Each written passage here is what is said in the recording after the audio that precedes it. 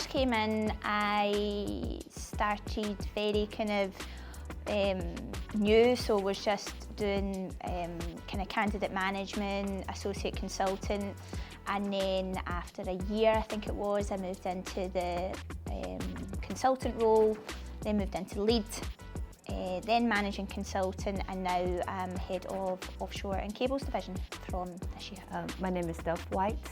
I'm from Shanghai, China. I joined Taylor Hopkinson in 2018. I joined as a delivery consultant, and then I developed to be a consultant, senior consultant, and now managing consultant. I have been working in Taylor Hopkinson for over 6 years already. It didn't really feel that long, but you know, the whole journey, I'm really enjoying it, and I'm still enjoying it. Hi, I'm Leanne. I am Head of Operations and Quality for Taylor Hopkinson. Been here for 7 years and been great so far. My first role was Operations Admin and PA to Tom Hopkinson at the time, which was an array of different things. Every day was completely different and you didn't really know what was going to happen from day to day, which was great because I learned so much in those years of doing that job.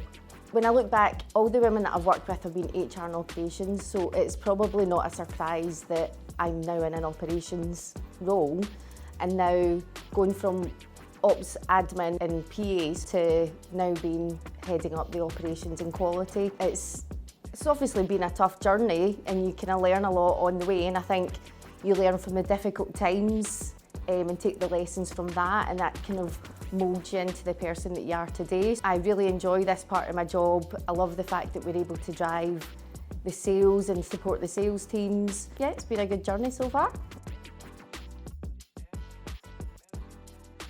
Always encouraging them to be confident, and you know, if everybody's got a really good view to put across, it doesn't matter who that person is. Like, if somebody's got a view and an idea, we all want to hear about it. It's not just one voice that's coming from one person, it's collectively the full team.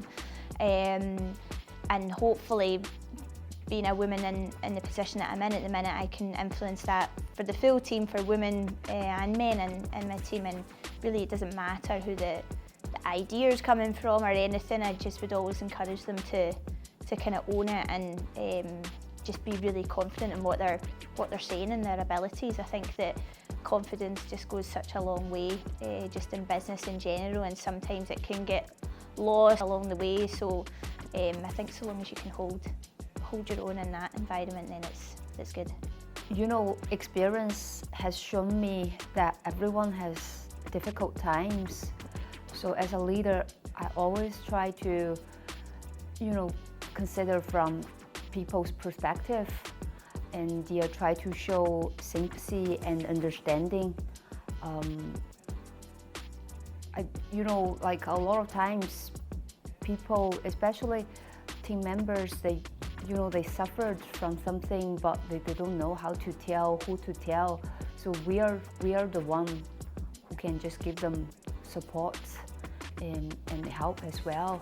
So that's what I always try to do in my team as well. And for myself, I actually just returned from my maternity leave last year.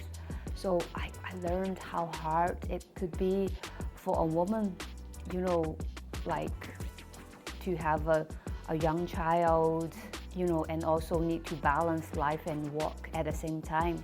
It's really hard time. So I understand like how hard it can be for a woman. That's why I try to understand from different people's, to see things from different perspectives. We're strong women in our team.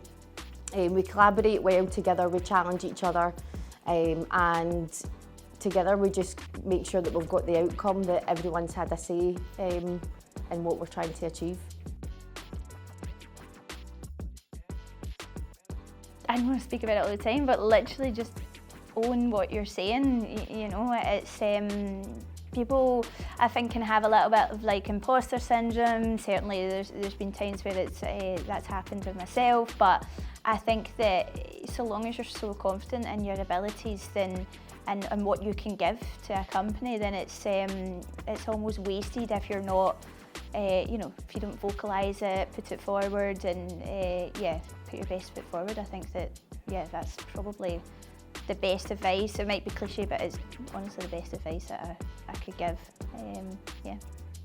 It's not really about gender sometimes.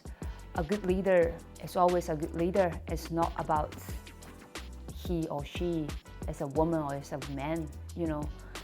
It's about the leadership skills, it's about the management skills. So just don't be afraid and try to be yourself all the time. Again, I think I would go back to that authenticity, but do it with professionalism, do it with respect, have your say, make sure you're heard.